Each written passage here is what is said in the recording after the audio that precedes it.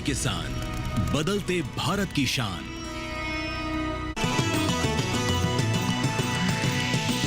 DD किसान, बदलते भारत की शान।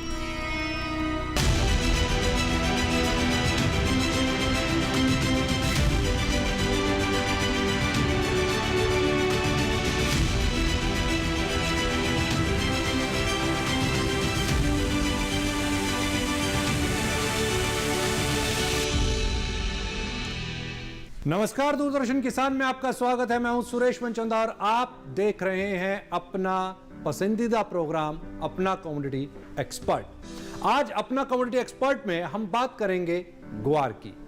ग्वार, वो ग्वार जिसने 2011-12 के अंदर में रिकॉर्ड स्तर दिखाए, लेकिन 2012 के बाद ऐसा क्या हुआ कि ग्वार का कारोबारी, ग्वार के किसान उस आंधी की चपेट में आ गए और भारी नुकसान।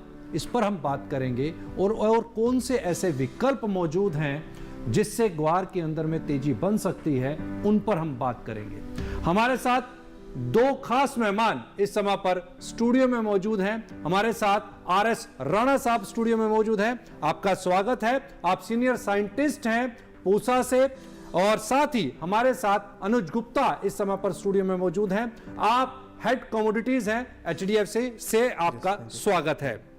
अनुज, मेरा सीधा सीधा पहला सवाल आप ही से, क्योंकि सीधा ट्रेड से आप कोरिलेट करते हैं। और ट्रेडर और फार्मर्स, हम पिछले तकरीबन 2012 से और आज 2025 में बैठे हैं, 13 साल। ये 13 साल बड़े पेन के अंदर हमने देखे हैं, ट्रेडर्स के, कारोबारियों के और साथ ही एक्सपोर्टर्स के इनफैक्ट, और किसानों के भी। ऐसी क्या वजह रही कि ग्वार उसके बाद 2011 की आंधी के बाद में उठ ही नहीं पाया और वो ऐसा उड़ा कि उसके बाद सभी हैरान और परेशान हुए? देखिए, अगर आप 2013 की बात कर रहे हैं तो उस टाइम पे एक्सपोर्ट डिमांड का हवाला था कि एक्सपोर्ट डिमांड बहुत है, और हमने देखा था कि एक्सपोर्ट डेफिनेटली बड़ी थी, बट उसके चलते काफ़ी ज़्यादा उसमें ख़रीदारी देखने को मिली। काफ़ी जो ट्रेडर नहीं थे उन्होंने भी ग्वार को परचेज़ किया और उसको उन्होंने होल्ड किया। बट सडनली जब एक्चुअल पिक्चर सामने आई तो उसके भाव फिर 1 लाख से धाराशायी होते हुए दिखाई दिए। और उसके बाद कंटिन्यूसली लोगों ने काफ़ी इसको होल्ड किया कि दोबारा से वो 1 लाख के लेवल पर आएंगे। तो उस चक्कर में काफ़ी सारे किसान ऐसे हैं या फिर ट्रेडर ऐसे हैं जो अभी तक उसको होल्ड करके बैठे हैं। क्योंकि ग्वार की खासियत क्या है कि आप जितना उसको होल्ड करोगे आप उसमें कुछ खराब नहीं होता है। जनरली ये कहा जाता है कि ग्वार को आप होल्ड कर सकते हो, तो उस चक्कर में लोगों ने काफ़ी ग्वार को होल्ड किया और अभी तक उसी चक्कर में बैठे हैं कि जो ग्वार का भाव है वो 1 लाख वापस उनको दिखाई देगा।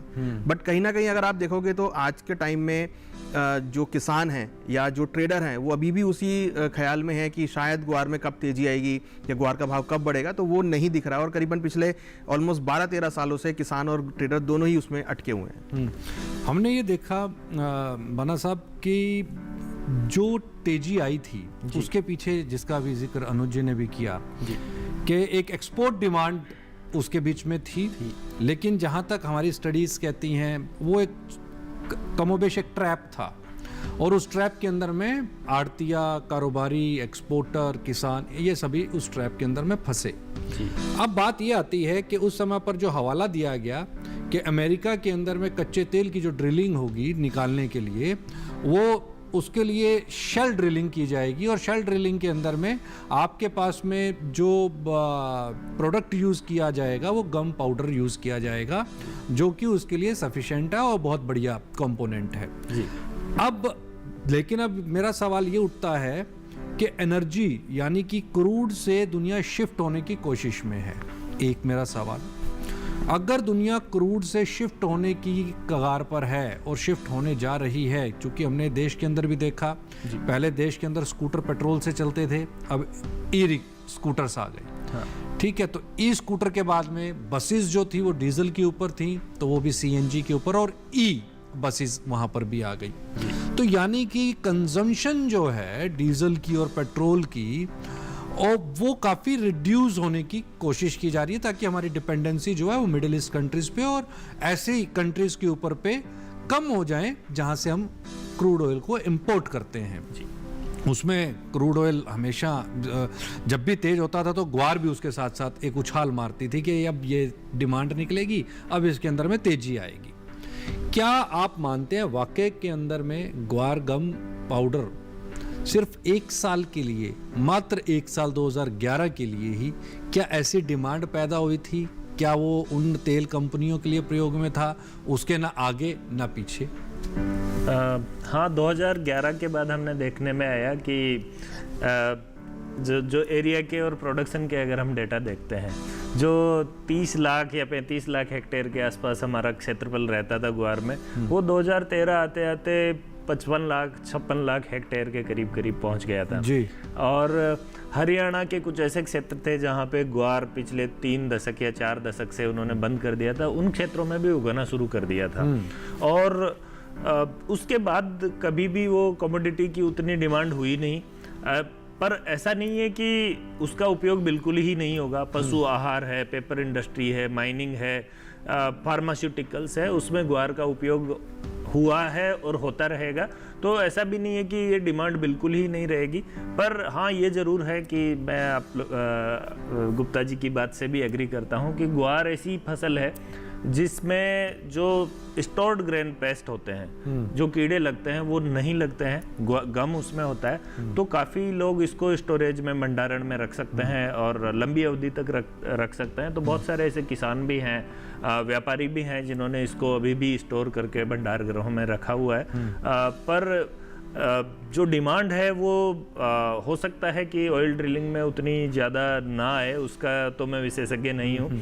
परंतु इसकी जो पशु आहार है या जो सब्जी है, क्योंकि इसके जो मेडिसिनल उपयोग है, इसमें फाइबर कंटेंट अच्छा होता है। जो ग्वार फली की जो सब्जी है उसका उपयोग स्वास्थ्य के लिए, कोलेस्टेरोल को कम करने के लिए, मधुमेह रोगों को नियंत्रित करने के लिए, और जो फार्मा इंडस्ट्री है उसमें जो दवाइयों के ऊपर के जो टेबलेट्स के कवर बनाने में, कपड़ा उद्योग में कपड़े को थोड़ा कड़क रखने के लिए, कागज़ को मजबूती देने के लिए, इन सब में इसका उपयोग हो रहा है। और जो अभी ये जो आपने बात कही जी, इसको हमने डीप एनालिसिस किया, लेकिन उससे पहले इसको मैं थोड़ा सा और आगे लेकर के चलूँ। मॉनसून आ रहा है जी। मॉनसून के टाइम भी ग्वार के ट्रेडर्स को एक उम्मीद रहती है कि अब ग्वार के अंदर में एक करंट बनेगा जी। ये मॉनसून कैसा आपको दिखता है और इसका प्रोडक्शन के पॉइंट ऑफ व्यू से आप क्या मानते हो? जी, जो भारत मौसम विभाग है, इंडिया मेट्रोलॉजिकल डिपार्टमेंट, उन्होंने अभी जो दीर्घ अवधि वाला पहला पूर्वानुमान जारी किया है इस मानसून में, वो किसानों के लिए बड़ा हर्ष का विषय है, क्योंकि ये जो दीर्घकालिक औसत है उससे अधिक रहने की ज़्यादा संभावना है। जो दीर्घकालिक औसत है उसका 105% रहने की पहली जो भविष्यवाणी आई है। और जो प्राइवेट एजेंसियों ने भी जो सर्वे किए हैं उसमें भी ये मानसून सामान्य से अधिक रहने की संभावना है। और चूंकि ग्वार एक ऐसी असिंचित क्षेत्रों वाली फसल है, विशेषकर भारत का लगभग 80% से लेके कुछ सालों में 89% 90% तक ग्वार सिर्फ राजस्थान में होता है। और उसके अलावा यदि पूरे विश्व का हम ग्वार का उत्पादन देखें तो भारत उसमें 80% से अधिक योगदान करता है। और भारत से जो सटा हुआ अंतर्राष्ट्रीय बॉर्डर के उस पार का क्षेत्र है उसमें 10-15% के आसपास होता है। कुछ अफ्रीकी देशों में, अमेरिका में, सूडान में, वहां पे भी होता है। पर जो चूंकि अपना जो वैश्विक ग्वार है उसका उत्पादन तो यही है, और वो मानसून पर निर्भर है। सारा जो ग्वार है वो लगभग 90% से अधिक, 92-93% से अधिक बारानी खेती के अंतर्गत होता है। तो मानसून अच्छा रहेगा तो जो ग्वार है उसकी फसल भी अच्छी रहने की संभावना है। अनुज, उत्पादन की बात आई है, क्या एक्सपेक्ट करते हैं, कितना उत्पादन इस साल अपन देख सकते हैं, और लास्ट ईयर का कैरी फॉरवर्ड क्या आप एक्सपेक्ट करते हो, और प्रोडक्शन क्या? देखिए, प्रोडक्शन मुझे लगता है कि करीबन 16-17 लाख के आसपास, टन के आसपास का प्रोडक्शन रहेगा। और ये स्टैंडर्ड रहता है, इसमें कुछ ज़्यादा 16-17 लाख टन के मतलब हो गया 1 से 1.5 करोड़ बोरी। मतलब 1 करोड़ 60 लाख बोरी के आसपास। ठीक है, तो इतना ये रहता है। मीन्स अगर आप देखेंगे तो ऑन एन एवरेज बेसिस पर इतना प्रोडक्शन रहता है इसमें। और अगर हम बात करें कैरी फॉरवर्ड की तो करीबन 55-60 लाख बोरी के आसपास का कैरी फॉरवर्ड भी रहता है। ठीक है। तो इसी अगर आप देखेंगे तो कहीं ना कहीं जो डिमांड, अगर हम देखें एक्सपोर्ट डिमांड सबसे ज़्यादा इसकी यूज़ होती है। हालांकि पेंट इंडस्ट्री में भी यूज़ होता है, मेडिसिन में भी होता है। तो अगर आप इसको क्रूड से कोरिलेट करेंगे तो क्रूड के भाव पिछले इस साल में करीबन 22% गिरे हैं। तो अगर क्रूड के भाव गिरे हैं तो कहीं ना कहीं अगर हम ये आइडिया भी लगाएं कि भाई क्रूड के ड्रिलिंग में उसको यूज होना था, वो भी वहाँ पे नहीं दिख रहा है। हालांकि जो प्रोडक्शन है ओपेक मेंबर्स ने वो भी प्रोडक्शन बढ़ाया है, यूएस भी प्रोडक्शन बढ़ा रहा है, बट उनके पास अदर सोर्सेज जो है वो जो पहले नहीं थे अब आ गए हैं। तो मुझे लगता है कि कहीं ना कहीं जो एक खाली क्रूड की ड्रिल करने के लिए जो हवाला है वो मुझे लगता है कि सही नहीं है, क्योंकि और उसकी डिमांड भी कम हुई है। तो मुझे लगता है कि जो कैरी फॉरवर्ड स्टॉक है वो भी स्टेबल रहेगा और कहीं ना कहीं जो प्रोडक्शन है वो भी स्टेबल रहेगा, क्योंकि ऑलरेडी लोगों के पास स्टॉक पड़ा हुआ है। तो कहीं ना कहीं मुझे लगता है कि प्रोडक्शन साइड में या कैरी फॉरवर्ड साइड में या डिमांड साइड में कुछ ज़्यादा फेरबदल होगा नहीं। और हमने देखा कि पिछले करीबन आप 1 साल से देखेंगे, इनफैक्ट आप 2 साल से देखेंगे तो प्राइस इसी रेंज में ही ट्रेड कर रहे हैं, कोई बड़ा उठा पटक हमने प्राइसेस में नहीं देखा है। बिल्कुल निश्चित तौर के ऊपर ये चर्चा जारी है और ये भी जानने की कोशिश करेंगे कि क्या ग्वार की डिमांड बढ़ाने के लिए ग्वार बोर्ड होना आवश्यक है, क्या ग्वार बोर्ड की डिमांड की जानी चाहिए इंडस्ट्री की तरफ से और उसके क्या फायदे हो सकते हैं, इस पर हम चर्चा करेंगे। और साथ ही साथ ये भी जानने की कोशिश करेंगे कि ये जो डिमांड खत्म हो गई है ग्वार की, तो उसके विकल्प क्या मौजूद हैं, उस पर हम चर्चा करेंगे एक ब्रेक के बाद।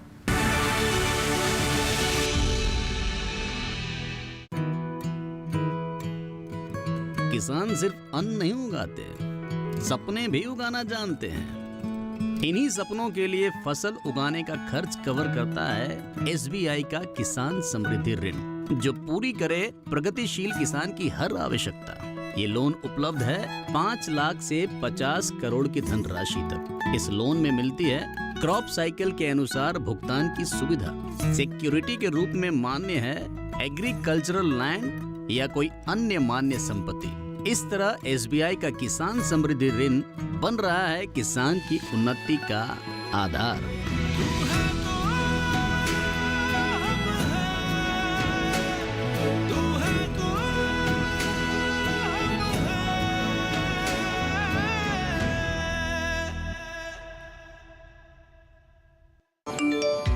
कम ब्याज पे लोन चाहिए, वो भी ऐप से। वाह, फंसा। अनजान ऐप से बचें। आरबीआई कहता है जानकार बनिए, सतर्क रहिए। ब्रेक के बाद एक बार फिर से स्वागत है। हमारे दोनों खास मेहमान इस समय हमारे साथ जुड़े हुए हैं। चर्चा ग्वार पर हो रही है। एक नजर डाल लेते हैं ग्वार की इस रिपोर्ट पर।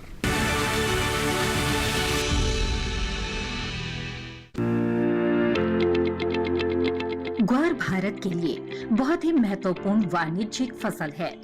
कुल ग्वार उत्पादन में भारत पहले नंबर पर है। वैश्विक पैदावार का 80% हिस्सा भारत में ही उपजता है। 2024-25 के दौरान यहाँ 20 लाख टन के आसपास ग्वार सीड की पैदावार का अनुमान है। भारत में भी इसकी सबसे ज्यादा खेती राजस्थान में होती है। उसके बाद गुजरात, हरियाणा और उत्तर प्रदेश आते हैं। ग्वार सब्जी और पशुचारे के रूप में इस्तेमाल होता है, लेकिन सबसे महत्वपूर्ण है गोंद, जिसे ग्वार गम भी कहा जाता है। ग्वार गम चाहे संसाधित हो या असंसाधित, दोनों ही रूपों में महत्वपूर्ण है। भारत ग्वार गम के निर्यात में आगे है। यहाँ जितना भी ग्वार सीड उगाया जाता है, उसका 90% ग्वार गम बनाने में काम आ जाता है। ऐसा वैश्विक बाजार में ग्वार गम की जबरदस्त मांग के कारण है। यही वजह है कि भारत प्रसंस्कृत ग्वार गम का लगभग 90% हिस्सा निर्यात कर देता है। एपीडा की ओर से जारी आंकड़ों के मुताबिक 2024 के दौरान भारत ने 4,17,674 मीट्रिक टन ग्वार गम का निर्यात किया था।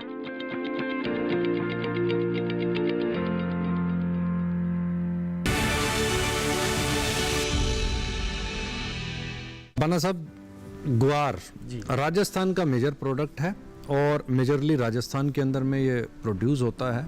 जैसा आपने पहले भी बताया ब्रेक से पहले कि बैरानी इलाके के बीच के अंदर में, और बहुत ज़्यादा इसको मेंटेनेंस की ज़रूरत नहीं है, टेक केयर की ज़रूरत नहीं है। और एक उम्मीद जरूर जगी किसानों की भी, ट्रेडर्स की भी, कि ग्वार इंटरनेशनल मार्केट के अंदर जिसका इंडस्ट्रियल यूटिलाइजेशन है, ये एक ऐसी कमोडिटी है जिसका इंडस्ट्रियल यूटिलाइजेशन है और उससे बहुत सारे किसानों को फायदा भी हुआ। चूंकि मैंने तो इसके 600 रुपए प्रति क्विंटल के भी भाव देखे हैं और 600 रुपए प्रति क्विंटल के भाव से आज की तारीख के अंदर ये कमोबेश 5,000 रुपए प्रति क्विंटल के आसपास कमोडिटी ट्रेड कर रही है। तो इसका भविष्य आप क्या मानते हो और इसमें किस तरीके की रिसर्च एंड डेवलपमेंट की आवश्यकता है? जी, ग्वार के अगर हम भविष्य की बात करें, चूंकि ये 12वीं दशाओं में होता है और इस देश में कृषि के योजनागत विकास के बावजूद अभी भी लगभग 48% क्षेत्र ऐसा है जहां पर सिंचाई के साधन उपलब्ध ही नहीं है। जो बाकी का 52% क्षेत्र है उसमें भी जो सिंचाई के साधन उपलब्ध हैं, तो काफ़ी बड़ा क्षेत्र ऐसा है जिसमें अल्प मात्रा में है और एक सुचारू ढंग से ढांचागत विकास नहीं कर पाए हैं हम सिंचाई में। तो उन क्षेत्रों में हमारा जो ग्वार की फसल है, चूँकि कम पानी में पककर तैयार हो जाती है, इसको ज़्यादा पोषक तत्वों की आवश्यकता नहीं होती है और जो फसल चक्र हैं उसमें समाहित करने में आसानी रहती है और ये मृदा की उर्वरा शक्ति को भी बढ़ाती है। तो जो किसानों की हम बात करते हैं लागत कम करने की, तो उसमें हमारे कृषि प्रणालियों में अगर ग्वार जैसी फसल का समावेश करें, क्योंकि इसमें काफ़ी मात्रा में बायोमास होता है, जड़ तंत्र इसका बड़ा सुदृढ़ होता है, तो जो बार बार जुताई करने से हार्ड लेयर बनती है उसमें भी नीचे गहराई तक इसकी जड़ें जाती है और जो पत्तियों का गिरने से बायोमास ऐड होता है। तो चूँकि हमारी जो मृदाएं हैं उसमें जैविक कार्बन की कमी हो रही है और अनुसंधानों में पाया गया है कि यदि ग्वार की फसल आप बाजरा सरसों फसल प्रणाली में या इस तरह की जो फसल प्रणालियां हैं 12वीं क्षेत्रों की, उनमें इसका समावेश करते हैं तो मृदा की भौतिक, रासायनिक और जैविक दशाओं में सुधार होता है। तो उस तरह से यदि सोचा जाए तो ये किसानों के लिए लाभप्रद ये एक प्रोडक्शन के पॉइंट ऑफ व्यू से है। अगर मैं आता हूँ मार्केट के पॉइंट ऑफ व्यू से, क्योंकि देखिए प्रोडक्शन तो प्रोड्यूस तो आपने कर लिया जी, दिक्कत आ रही है बेचने में, क्योंकि भारत के पास स्टॉक बहुत एम्पल पड़ा हुआ है। 2012-13 के बाद में ऐसा भी दौर आया जब एक साल के अंदर में 4-4 करोड़ बोरी का भी प्रोडक्शन होने लगा था, 4 टाइम्स, वो भी ग्वार अभी तक पड़ा हुआ है। तो अगर हम इसके यूटिलाइजेशन की बात करें तो इसका पशु आहार उद्योग है हमारा, उसमें इसका सही उपयोग हो सकता है क्योंकि पशुओं के स्वास्थ्य के लिए भी अच्छा होता है। अनुज, अब मेरा सवाल आपसे है, जैसे डॉक्टर साहब ने बताया कि इसके हेल्थ बेनिफिट्स बहुत हैं, इस इंडस्ट्री ने कभी ये कोशिश नहीं की, क्योंकि बहुत सारे ट्रेडर से मेरी बातचीत हुई, उन्होंने इसको सिर्फ ट्रेडिंग तक ही सीमित रखा जी, कि खरीद करके और बस बेचा।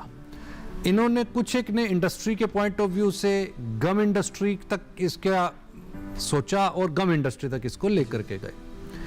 क्या इसका यूटिलाइजेशन फूड इंडस्ट्री में बढ़ाने के लिए, क्या ग्वार सीड का प्रयोग जिस तरीके से मखाना जी आज आप देखेंगे स्नैक्स के तौर के ऊपर पे यूज होने लगा, उसकी पैकेजिंग आ गई, क्या ग्वार के सीड्स को उसी तरीके से ट्रीट करके एक हेल्दी कंपोनेंट के तौर के ऊपर पे, क्या स्नैक्स के तौर के ऊपर पे नहीं बाजार के अंदर में बेचना चाहिए? दूसरा मेरा, क्या इसको एनर्जी ड्रिंक्स के लिए या सॉफ्ट ड्रिंक्स के अंदर में यूटिलाइज करके कंपोनेंट इस तरीके के डेवलप करके वहाँ पे इसका यूटिलाइजेशन नहीं बढ़ाना चाहिए, ताकि ये हेल्थ के लिए भी बेनिफिशियल रहे और साथ ही साथ उसकी कंजम्पशंस भी बढ़ जाए? देखिए, बिल्कुल आपने ठीक कहा कि जैसे मखाना बोर्ड एक बहुत अच्छा एग्जांपल है हमारे सामने जी, कि बिहार में एक मखाना बोर्ड बना और उसके बाद उसमें ग्रोथ होनी स्टार्ट हो गई। तो वैसे ही मुझे लगता है कि क्योंकि ये एक ऐसा पोषक तत्व है ये जो आपको फ्री ऑफ कॉस्ट मिलता है। मीन्स ग्वार की खेती के लिए ये बोला जाता है कि अगर आप ग्वार को ऐसे भी फेंक देंगे तो वो उग जाएगा जी, तो आपको वहाँ पे उसमें उतनी कॉस्टिंग लगाने की जरूरत नहीं है। राइट। तो अगर ये ऐसी क्रॉप है जो कि भरपूर क्रॉप है, तो मेरे ख्याल से इसकी तरफ ज़रूर ध्यान रखना चाहिए और कहीं ना कहीं पोषक तत्वों में, फूड में या फिर अगर हम बोले एसेंशियल आइटम में इसको अगर हम ऐड करें, क्योंकि एसेंशियल में अगर इसको ऐड करते हैं तो कहीं ना कहीं एमएसपी भी फिर इसमें निर्धारित होना तय है। तो अगर एमएसपी भी मिलता है तो किसानों को भी उसका अच्छा प्राइस मिलेगा।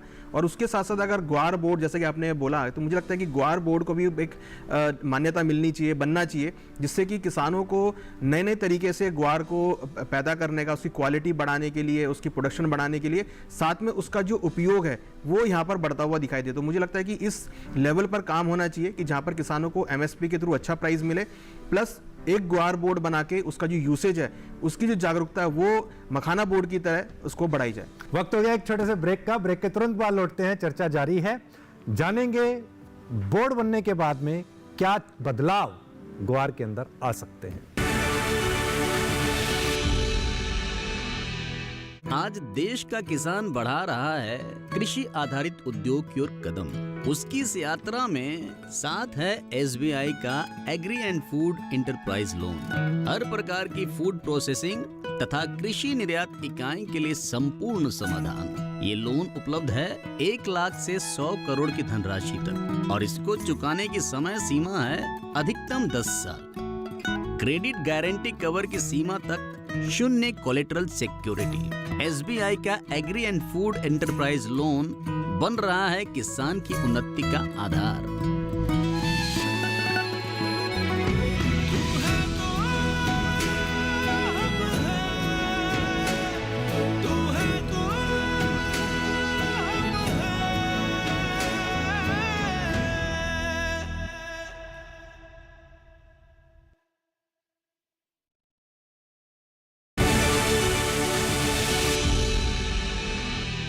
ब्रेक के बाद एक बार फिर से स्वागत है। चर्चा जारी है। ब्रेक से पहले बात हो रही थी कि ग्वार के अंदर में ऐसे कौन से विकल्प हैं जो उसमें तेजी का कारण बन सकते हैं। इंडस्ट्री के लिए साफ मैसेज है, ग्वार इंडस्ट्री के लिए पर्टिकुलरली साफ मैसेज है कि जब तक आप ग्वार के यूटिलाइजेशन को, यानी कि उसकी फॉर्म को, उसके कंजम्पशन की फॉर्म को नहीं बदलेंगे, उसमें बदलाव नहीं लाएंगे, तो इसमें बहुत ज्यादा तेजी की उम्मीद नहीं करनी चाहिए। केवल मात्र एक इंडस्ट्री, क्रूड ऑयल की इंडस्ट्री के ऊपर आपकी डिपेंडेंसी आपके लिए अभी तक नुकसानदेह का कारण बनी है। माल जितनी मार्केट के अंदर में डिमांड है, अप्रोक्सीमेटली तकरीबन 1 करोड़ बोरी का प्रोडक्शन जो था वो मोर देन सफिशिएंट था। 25 लाख के आसपास का प्रोडक्शन पाकिस्तान से, कुल मिलाकर के 1.25 लाख बोरी का प्रोडक्शन पूरे विश्व भर के लिए मोर देन सफिशिएंट था। और उसके बाद जो 2011 के अंदर में जो तेजी देखने को मिली, उसके बाद ये जो प्रोडक्शन बढ़ा और करीब 4 करोड़ बोरी के आसपास का प्रोडक्शन केवल भारत के अंदर ही हो गया। तो उसके बाद से जो इंडस्ट्री यहां पर एक किस्म की पंगु हो गई और व्हील चेयर के ऊपर पे मैं कहूंगा कि आ गई, उसको वहां से उठने के लिए नए विकल्प तलाशने होंगे और नए विकल्पों की यहां पर आवश्यकता है, जिस पर आज ये खास बातचीत हो रही है। इसमें 2 चीजें निकल कर के आई कि क्या इसको फूड इंडस्ट्री के बीच के अंदर में कैसे इसका यूटिलाइजेशन इंक्रीज किया जा सकता है और देश के हर घर में ग्वार का थोड़ा सा भी अगर कंजम्पशन इंक्रीज होता है तो निश्चित तौर के ऊपर पे ग्वार की डिमांड बढ़ेगी और ग्वार की डिमांड बढ़ने से ग्वार के प्राइसेस के अंदर में एक जंप देखा जा सकता है। अगर आपके पास में देश के अंदर में 2 करोड़ बोरी का प्रोडक्शन होता है ग्वार का, तो कम से कम भी 3 करोड़ बैग के आसपास की डिमांड अगर डोमेस्टिकली निकल जाती है तो एक अच्छी तेजी यहां पर बन सकती है। यहां पर एक रैपिड फायर लेते हैं। अनुज, क्या आपको लगता है देश के अंदर में ग्वार का बोर्ड होना चाहिए? देखिए, बिल्कुल होना चाहिए। मैं एक एग्जांपल आपको देना चाहूँगा कि जैसे ही मखाना बोर्ड बना, उसकी टीवी में कैंपेनिंग्स आने स्टार्ट हो गए जी। तो वैसे ही अगर ग्वार बोर्ड बनता है तो मुझे लगता है कि टीवी के माध्यम से अगर कैंपेनिंग स्टार्ट होता है, रील्स के माध्यम से कैंपेनिंग स्टार्ट है कि क्या उसका यूसेज है, क्या उसके अंदर पोषक तत्व है, तो डेफिनेटली लोगों पे जागरूकता होगी और लोग ऑटोमेटिकली मार्केट से ग्वार खरीद कर खाएंगे फॉर हेल्दी फूड के लिए। इसमें किस किस तरीके की रिसर्च को तवज्जो दी जानी चाहिए? ग्वार की जहाँ तक अनुसंधान की बात है, एक तो कटाई उपरांत प्रौद्योगिकी, पोस्ट हार्वेस्ट के बाद किस तरह से इसको मानव उपयोग के लिए, भोजन के लिए ज़्यादा उपयोगी बनाया जाए और पशु आहार उद्योग में इसको ज़्यादा उपयोगी कैसे बनाया जाए उस पे, और दूसरी जागरूकता बढ़ाने की आवश्यकता है हमारे उपभोक्ताओं की कि ये हमारे स्वास्थ्य के लिए कितना लाभदायक है।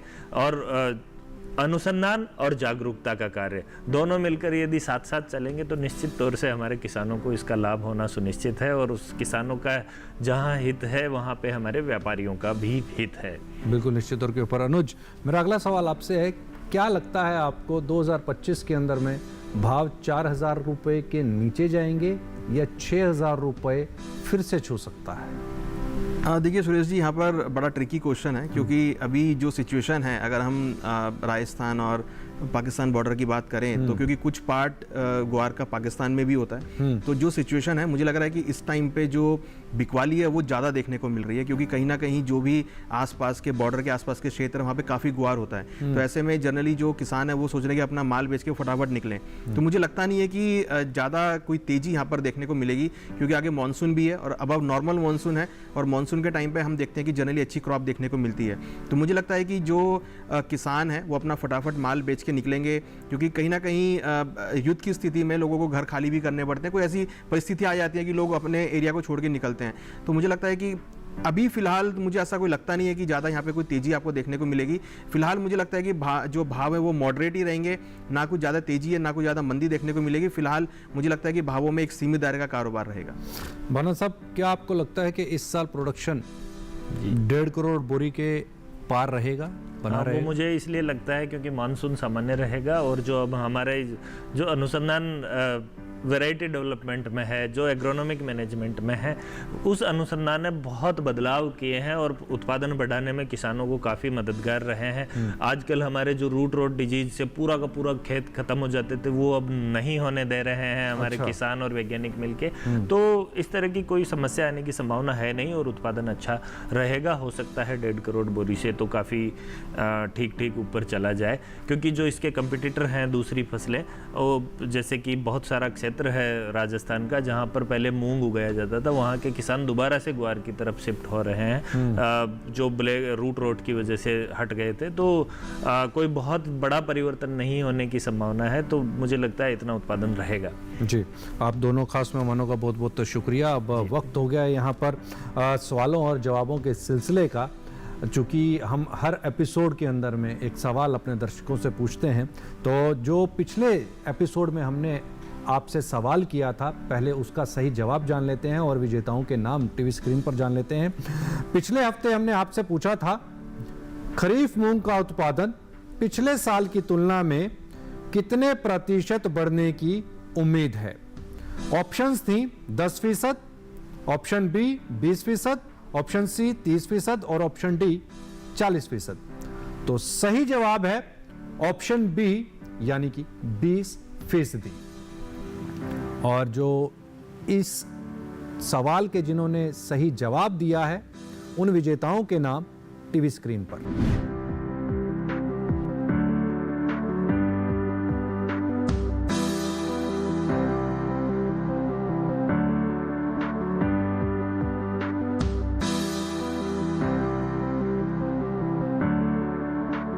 और अब वक्त हो गया है आज के एपिसोड के सवाल का। तो आज का जो सवाल है वो है, ग्वार उत्पादन में कौन सा राज्य पहले नंबर पर है, यानी कि पहले पायदान पर है?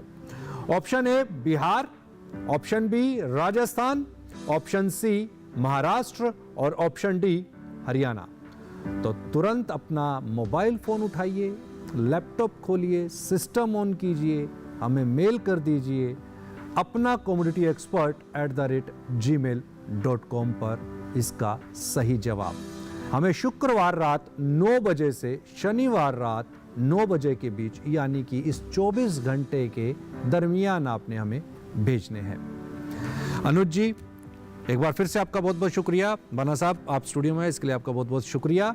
लेकिन आप कहीं मत जाइए, क्योंकि दूरदर्शन किसान पर इसी तरह की जानकारियों का सिलसिला बदस्तूर जारी है।